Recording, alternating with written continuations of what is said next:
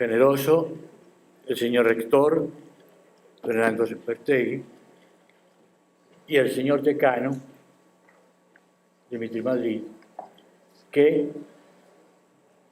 aprovecharon esta feliz coincidencia de mi venida a Quito después de muchos años, y no porque no haya querido venir, sino porque llevo unos 10 años con problemas de salud serios que me han impedido viajar. Pero me parece clave que no me vaya de Quito sin hablar en su universidad pública nacional. Desde hace unos 15 años, cuando me tocó exiliarme a México, y pasé 3 años en Guadalajara, yo me pasé una gran parte de ese tiempo pensando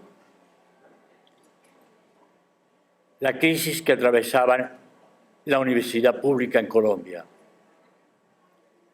Y había 2 ideas dominantes. Una, dicha así, muy fuerte. Realmente en las universidades públicas cabe más país que en la televisión. Es una pregunta insultante, aparentemente. ¿Por qué aparentemente? Porque las universidades públicas se van quedando solas en nuestros países como las únicas, perdónenme que utilice este término, las únicas empresas con trabajadores de tiempo completo para toda la vida. Cuando presentamos en la Universidad Nacional de Bogotá el primer libro grande, los 3 volúmenes de la Sociedad de Castells, en un auditorio lleno de gente de izquierda, muy marxista, Castells, un hombre que se había pasado más de la mitad de la vida estudiando movimientos sociales desde Inglaterra hasta Chile, pasando por la Unión Soviética de aquel entonces. Castells dijo: no nos engañemos, los empresarios de la Revolución Industrial Inglesa aceptaron las 8 horas de trabajo, no tanto y no solo por las luchas de los obreros, sino porque después de 8 horas se convencieron de que los trabajadores producían menos.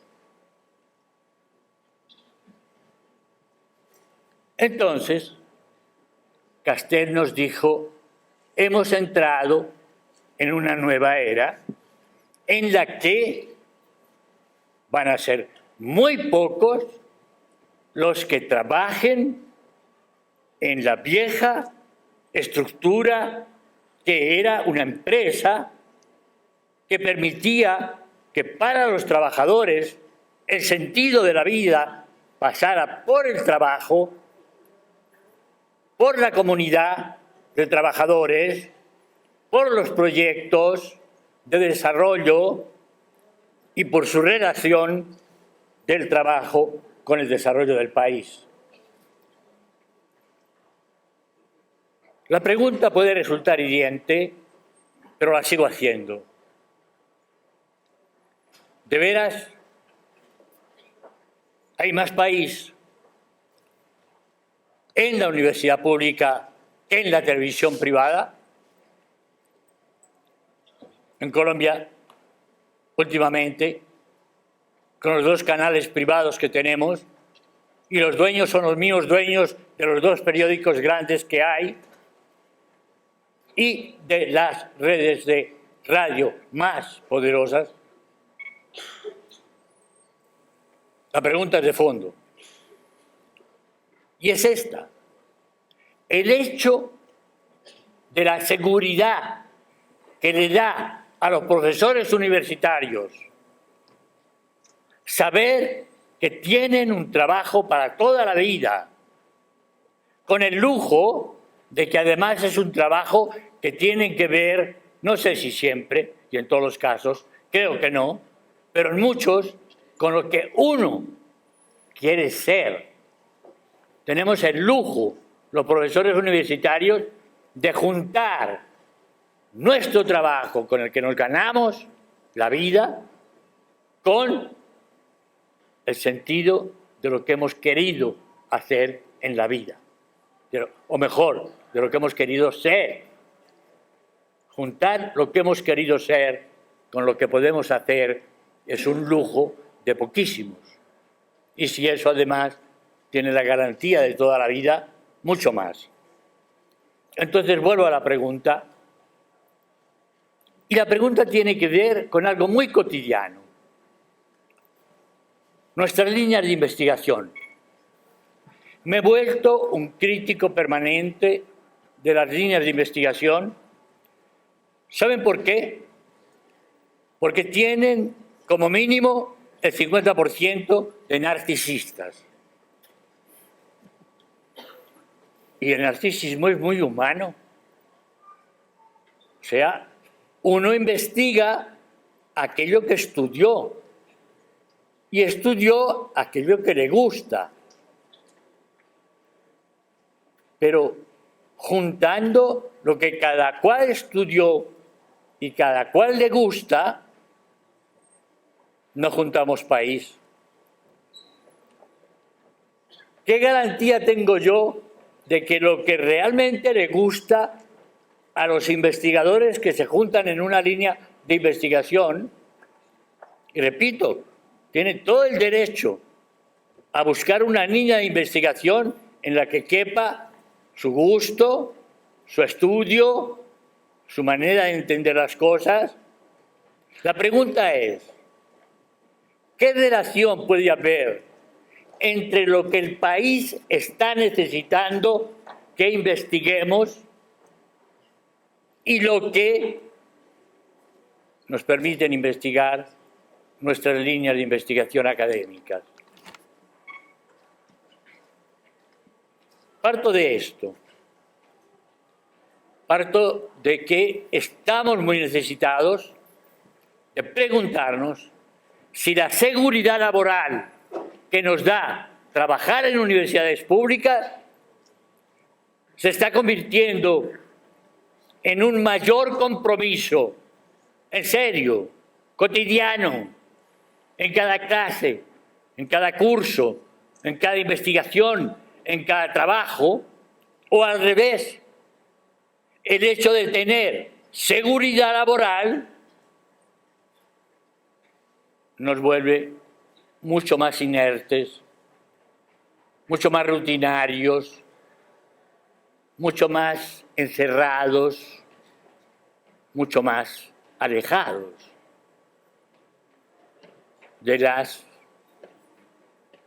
del mundo de la vida de la gente, o mejor, de las gentes. Esa es mi primera reflexión. ¿Qué país cabe en la Universidad Central? Porque no puedo desligar lo que se haga en la Facultad de Comunicación de lo que se hace en el resto de la universidad. Desde las carreras más aparentemente lejanas a las más cercanas del campo de comunicación. Y en este sentido es que va mi segunda reflexión, que tiene que ver con algo que escuché en París hace ya como casi 20 años. Los franceses que le tienen mucho miedo y mucho asco a la cultura norteamericana, porque ellos son los cultos, se creen los cultos. Que conste que me he formado en francés, mi segundo idioma por francés, y he estudiado en lengua francesa. Y le debo montones a ese país y a esa cultura. Pero digo esto porque hubo una iniciativa para que los países de las lenguas francés, castellano y portugués, entre paréntesis, yo fui de los que peleé largo con los franceses porque no entendía por qué no estaban los italianos. Es decir, era absurdo juntar el castellano con el portugués de Portugal y de Brasil y de sus Angola, etcétera, y que no estuviera Italia. Pero bien, ahí había competencias de mal agüero, como hablaba el compañero ahora. El hecho es que hubo un gran encuentro y tengo que contarles con mucha alegría, la beligerancia de los brasileños fue muy fuerte. Sabemos que es media América Latina, Brasil, pero no solo el número. El hecho es que fue un brasileño el que hizo la reflexión más de fondo sobre la transformación de la idea de conocimiento a partir de lo que es conocimiento hoy, que es la información genética.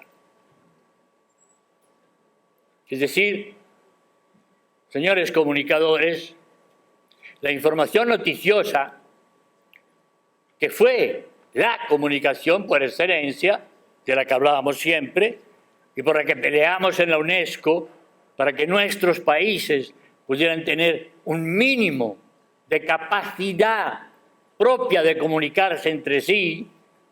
Estoy harto de maldecir al periódico El Tiempo y al Espectador.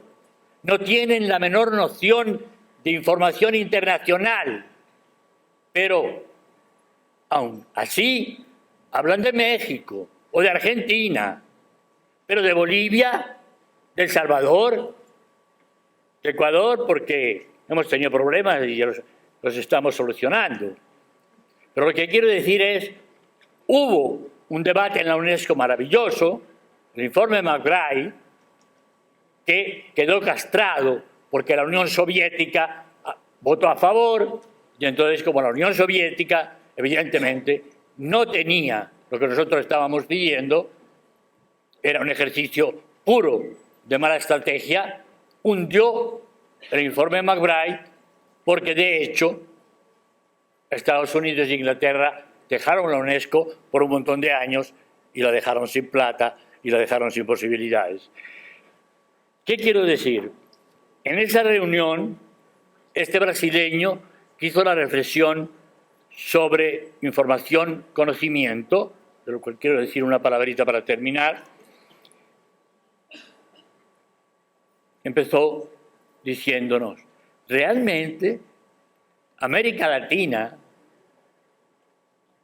puede llegar a ser una sociedad del conocimiento, porque yo estoy convencido, dijo él, que nuestras sociedades son unas sociedades del desconocimiento. En América Latina hay saberes, hay otros modos de saber, y esto no es pedantería ni provincianismo. Cuando yo veía, antes de ayer,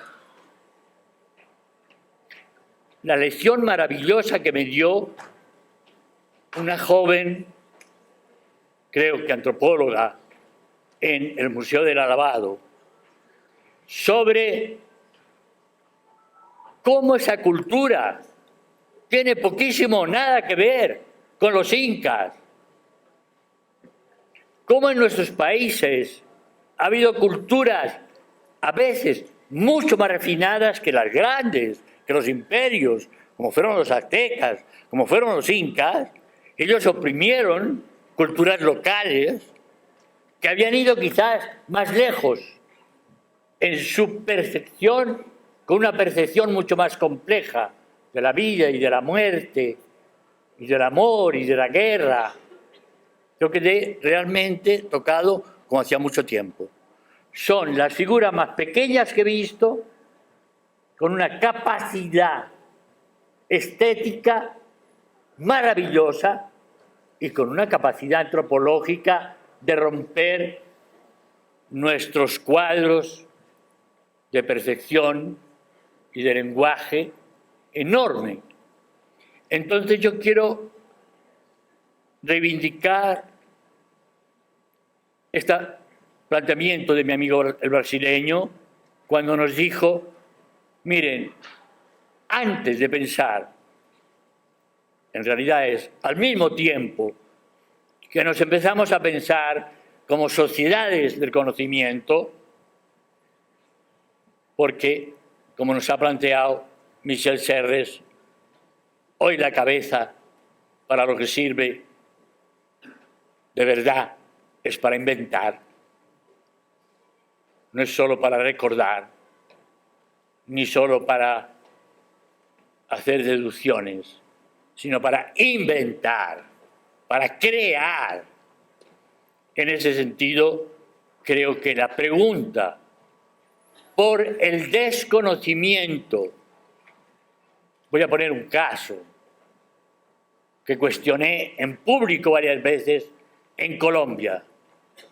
En el Tratado de Libre Comercio de Colombia con Estados Unidos, lo más ridículo fue el convenio cultural. Reunieron 4 mesas de intelectuales con algún antropólogo, pero poquitos, para que no estorbaran, para decir que había que proteger los saberes y la riqueza de la creatividad indígena de los ladrones que siguen viniendo desde 1492 con muy buen ojo a llevarse lo mejor y a explotarlo además como no sabemos explotarlo nosotros. Explotarlo en el sentido de hacerlo rendir, pero no para los indígenas, sino para los que vienen y se lo llevan. Miren, yo cuestioné rotundamente la falta de seriedad que hubo en el campo cultural colombiano, me quedé solo, peleando con Colombia por el irrespeto que se hizo a los mundos indígenas, a los mundos artesanales campesinos, desconociéndolos. ¿Por qué? Porque los norteamericanos venían con textos ya escritos, 1, 2, 3, A, B, C, donde lo que cabía entraba y lo que no cabía quedaba fuera. Entonces, ese es otro ámbito a reflexionar, especialmente en las universidades públicas. Tienen que tener el país como referente y el país es mucho más ancho que Quito y mucho más diferente y lleno de diversidades que nos desafían a nuestros modos de conocer, a nuestros modos de trabajar, a nuestros modos de sentir. ¿Cuándo vamos a empezar a asumir en serio? Francisco ahora hablaba de Boaventura. Si alguien nos ha puesto encima de la mesa que tenemos que asumir que no hay solo conocimiento científico, hay un saber de la experiencia colectiva que es tan importante o más para las sociedades que el conocimiento científico. Porque el conocimiento científico pasa por la percepción que tienen las diversas comunidades humanas. Y yo leí ayer, para terminar mi exposición, en el generosísimo homenaje que me hizo Chiespal, mostrando cómo realmente estos países siguen desconociendo ese saber de la experiencia social, sin el cual, sin el filtro del saber de la experiencia social, nuestros sistemas educativos van a seguir fabricando seres humanos con modelos extraños a lo que realmente les va a tocar vivir.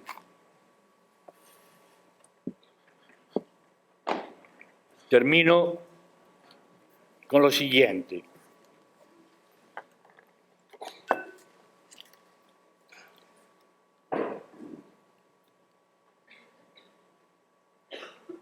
Hay un par de autores que yo quisiera recomendar en serio que lean, que nos están ayudando a pensar cómo han cambiado nuestras sociedades y cómo a partir de ese cambio es que podemos empezar a pensar qué contribución nos va a prestar toda esta transformación del mundo digital.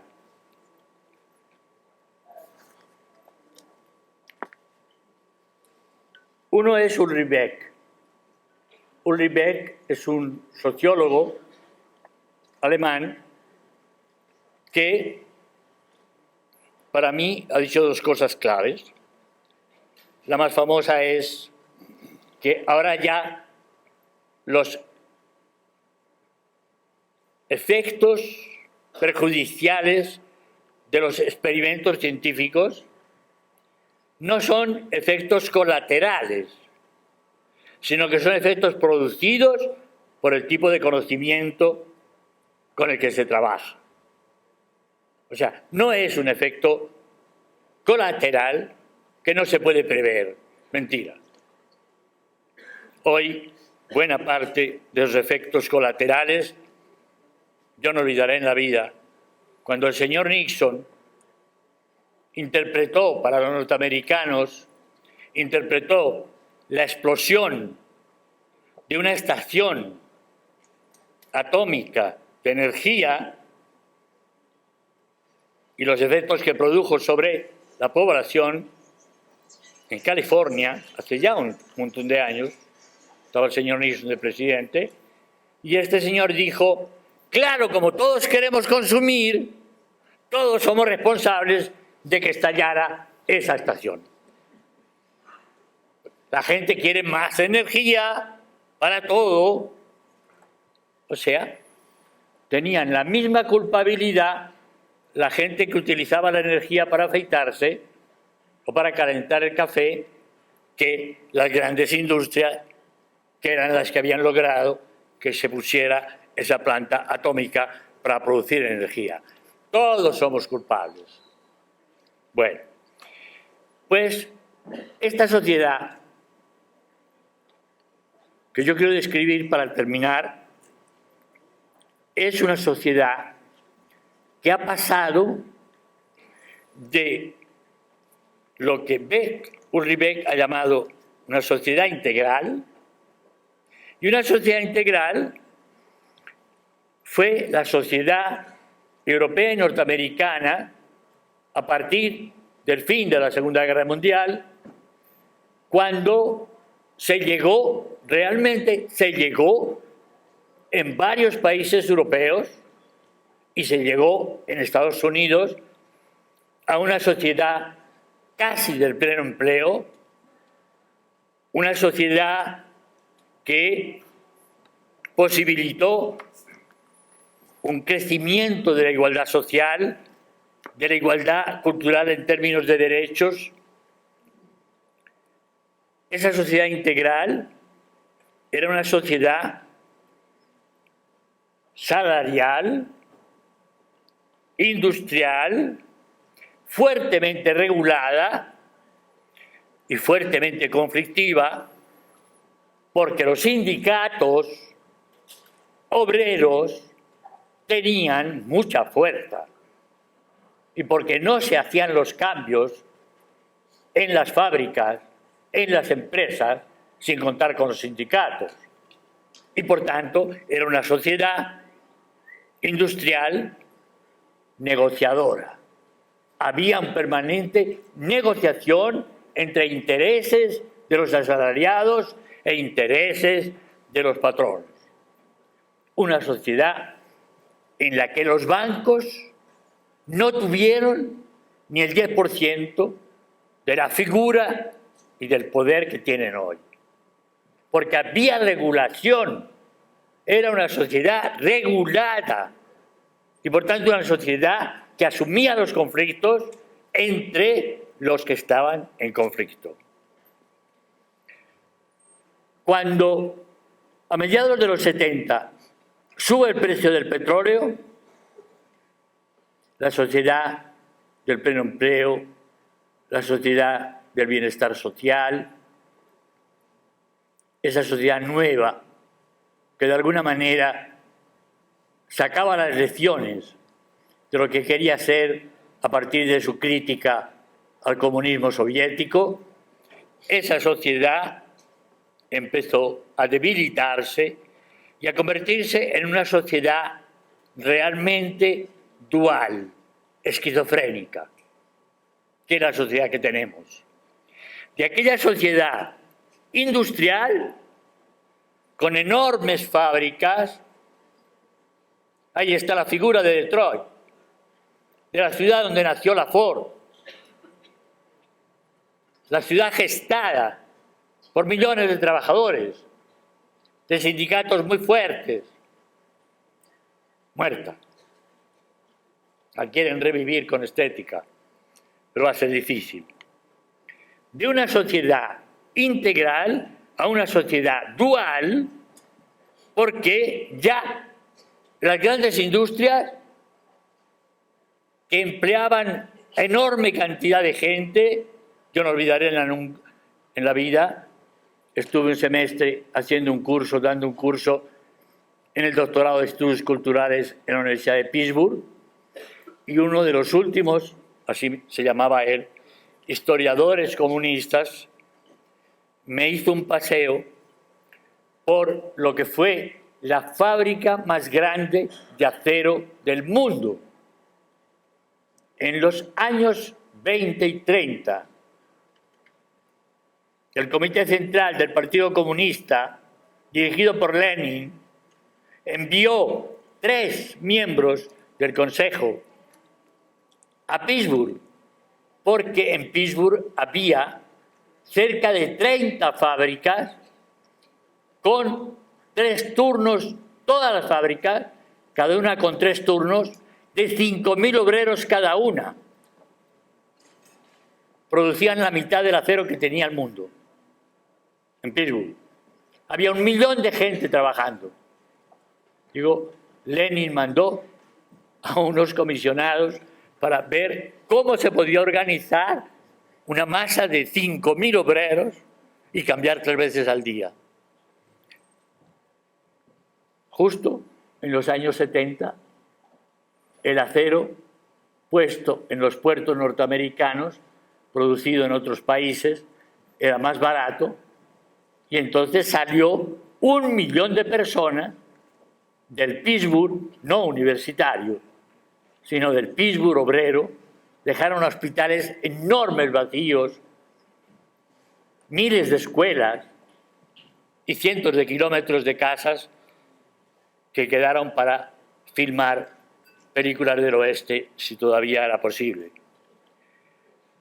Pues bien, hemos pasado de una sociedad industrial en que las grandes empresas daban trabajo a montones de gente, a una sociedad terciaria en la que muchachas argentinas en un call center que sirve a una empresa transnacional le pagan el 20% de lo que pagarían en Estados Unidos y con voces muy lindas pueden estar trabajando, ganando mucho menos, pero al menos tienen trabajo, y esas grandes empresas que contratan a gente en la India y en Argentina o en Brasil o en Colombia para hacer el trabajo en los call centers, le está produciendo una rentabilidad enorme porque sus derechos de trabajadoras son mínimos. Cualquier defecto es rápidamente sustituido por una sin defectos. Una sociedad terciaria que está utilizando la tecnología digital para echar gente a una velocidad brutal. O sea, la supresión de personas en los aeropuertos, para decir una institución que frecuentamos, es brutal. Por tanto, las viejas fuentes de trabajo y de trabajo estable, de trabajo para toda la vida, y esto no me cansaré de repetirlo, había una cultura obrera de la cual y con la cual millones de seres humanos ligaban el sentido de su vida a la comunidad de trabajadores que estaban en una fábrica. Esto está desapareciendo porque hoy el capitalismo pone a competir a grupos de obreros con grupos de compañeros a ver quién hace la operación más rápido y mejor, con lo cual los propios obreros empiezan a pelear entre ellos y los sindicatos se han ido evaporando. Una sociedad terciaria desregulada. Las nuevas tecnologías llegaron a América Latina sin la menor intervención de nuestros gobiernos, de nuestros estados. Se enteraron cuando pudieron cobrar regalías por frecuencias. Este es el caso colombiano. Cuando realmente el gobierno colombiano se enteró de que se podían cobrar regalías por las frecuencias para los teléfonos celulares, entonces se dio cuenta de que habían llegado otro tipo de tecnología. Pero un tipo de tecnología que se autojustificaba. Los políticos no tienen ni idea de esto, no lo entienden. ¿Cómo van a regular si no saben de qué hablan? Y esto no se dijo solo en América Latina, esto se dijo en Francia y se dijo en Italia. Esta tecnología trae sus propios educadores, los que van a alfabetizar al país en el uso de la tecnología y, desde luego, los que menos saben de eso son los políticos. Entonces, el entorno tecnológico del nuevo tipo de trabajo, del nuevo tipo de fábrica, entre comillas, llegó sin pedir permiso a nadie. El chantaje era, si ustedes no se digitalizan, para utilizar el verbo de últimos tiempos, si ustedes no se digitalizan, se mueren. Porque el planeta se va a digitalizar. Y si ustedes quedan fuera... Entonces, la propia tecnología se autolegitimaba diciendo, se van a morir, porque fuera de esto no hay salvación. Y así se nos impuso. Y finalmente, una sociedad desregulada en términos del mundo del trabajo se convirtió en una sociedad mucho menos conflictiva y, por tanto, muchísimo menos negociadora. Realmente los sindicatos se han debilitado y lo que tenemos es muchas veces pseudo negociaciones de salario mínimo, como lo que tenemos en Colombia, porque ya está conveniendo entre el gobierno y los empresarios, y añaden algún puntico porque los obreros están ahí de alguna manera todavía. Esta sociedad dual es, en América Latina, la sociedad que está asistiendo a dos fenómenos claves. Uno, la vuelta de la política al primer plano de la escena. Después de los 80, en que entre el BID y el Fondo Monetario se mandaba en nuestros países, y fue el Fondo Monetario el que dijo que la educación en América Latina era un gasto y no una inversión. Y los gobernantes se lo creyeron. Y bajó la inversión en educación en estos países. Pues bien,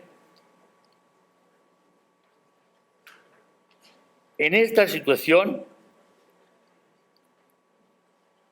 América Latina tiene el derecho y tiene la obligación de transformar sus universidades de universidades que reciclan, de universidades ensambladoras, a universidades inventoras. No nos engañemos, Martí lo tenía muy claro. O inventamos o nos inventan. O nosotros inventamos la sociedad que queremos vivir. O nos la inventan. Y hay mucha gente interesada en inventárnosla, porque es muy rentable. Ahí es que tenemos que aceptar que la idea de información ha estallado y que la información noticiosa es la menos importante hoy, porque la información con mayúscula es la información genética. Y la información genética ha transformado radicalmente la historia de la humanidad. Darwin puede dormir tranquilo. Ya no estamos en manos de los más bestias o de los más fuertes. Hoy el ser humano está manejando los genes de las plantas, de los animales y de los seres humanos. Y que me perdone la Iglesia Católica, pero en América Latina necesitamos que haya investigación e invención médica para aliviar a los futuros ecuatorianos de montones de enfermedades que se pueden evitar ya a partir de intervención en el embrión. Y si se puede suprimir sufrimiento humano, creo que es la primera función de la investigación y de la invención.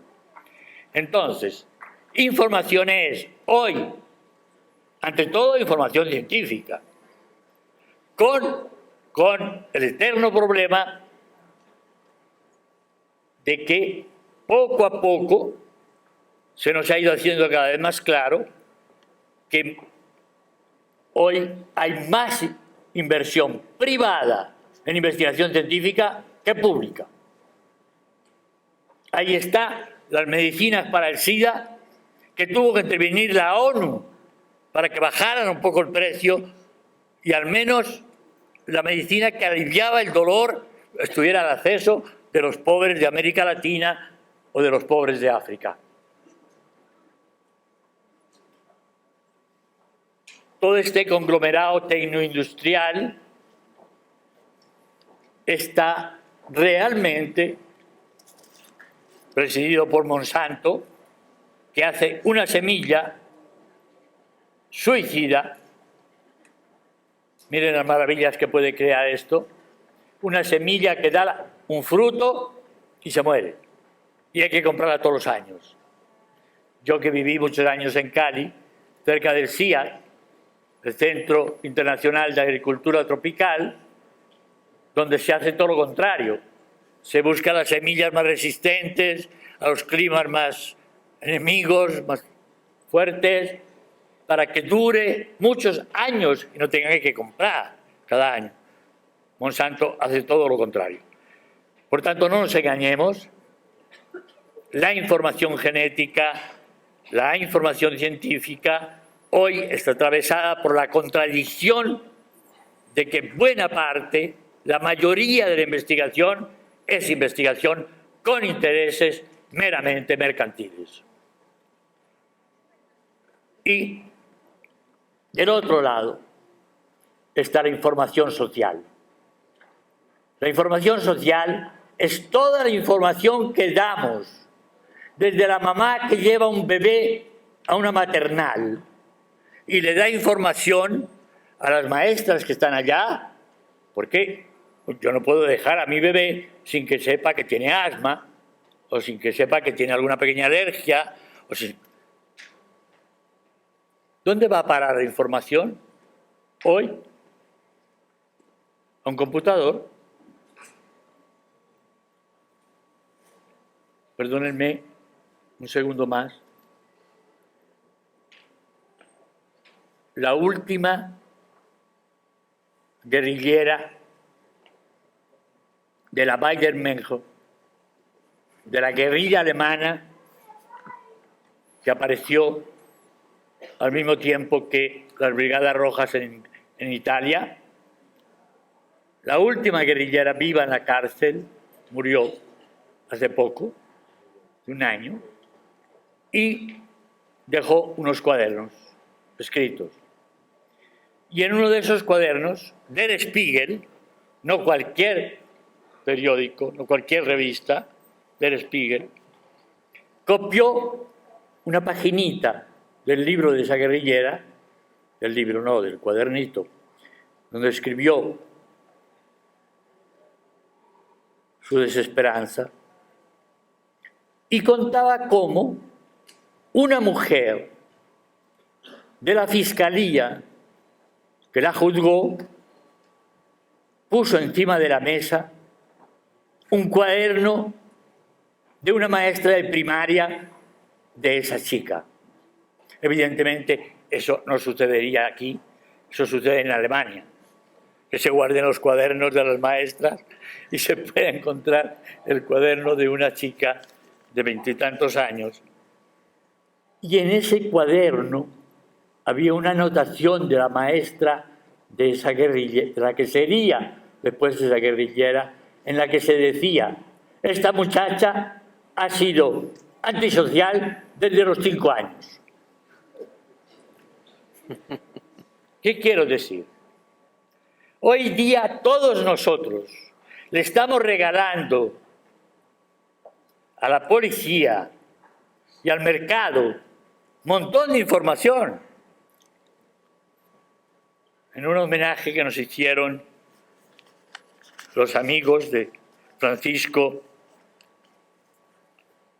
en España, la Asociación Española de Investigadores de Comunicación, un viejo maravilloso, Vidal Beneito, pero que estaba muy enfermo y no pudo ir, en Málaga.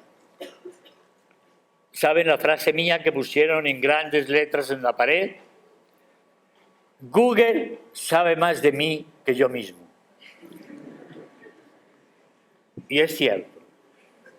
Todas las mañanas cuando abro me saluda. Y sabe cuándo busco libros y cuándo busco artículos, según los temas. Para decir, por favor, comunicadores de la Universidad Central de Ecuador, hay que investigar estas nuevas informaciones, que es la información social entre los y las adolescentes, entre los muchísimos adultos que buscan pareja en Internet. Durante el tiempo yo estuve tan ignorante que creía que solo los jovencitos estaban en Internet. Cuando me llegaron a la maestría de la Javeriana, un grupo de chicas diciendo: oiga, ¿usted no se ha enterado de la cantidad de viejos y viejas que están buscando pareja en Internet? Y lo usan divinamente. Y saben trucar las fotos. Entonces me enteré que no eran solo los jovencitos, ¿sí? Por favor, Hoy la información social, la información que se cruza y se entrecruza con la policía, con el mercado, con montones de grupos interesados en utilizarla, es clave. Por tanto, decir información hoy es decir la información de los noticieros y de los diarios, pero es decir también la información social. Es decir, por primera vez en la historia, y esto hay que aceptárselo, amigo Michel Serres, por primera vez en la historia, la inmensa mayoría de la gente puede hablar con otros, puede hacerse escuchar. La inmensa mayoría no ha hablado, y en la ciudad letrada menos, porque no sabían hablar. Y en Colombia, si no hablaban como en Madrid, no tenían derechos.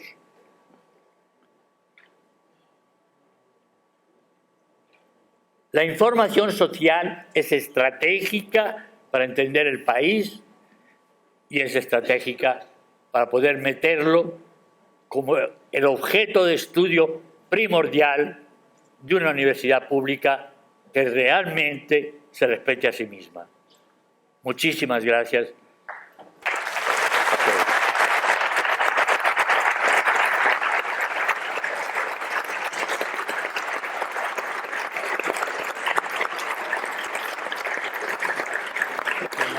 Gracias.